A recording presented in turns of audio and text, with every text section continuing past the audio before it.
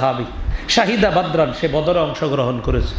বদরের সাহাবীদের ব্যাপারে আল্লাহ বলেছেন ই'মালু মা শি'তুম ক্বাদ গাফারতু লাকুম, তোমাদের যা মন চায় করো, আমি সব মাফ করে দিচ্ছি। হাতেব বদরি সাহাবীদের একজন। সাবধান ওমর, এই কথা বলবা না।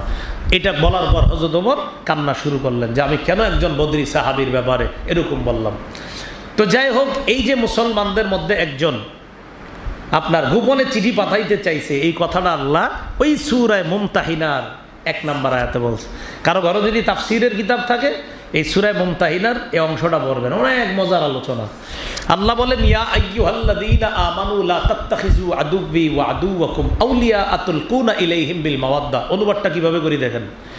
ও ঈমানদারগণ, তোমরা আমার শত্রু আর তোমাদের শত্রুকে এমন বন্ধু বানায় না, আমার শত্রু আর তোমাদের শত্রুকে এমন বন্ধু বানায় না যে বন্ধুত্বের খাতিরে গোপনে চিঠি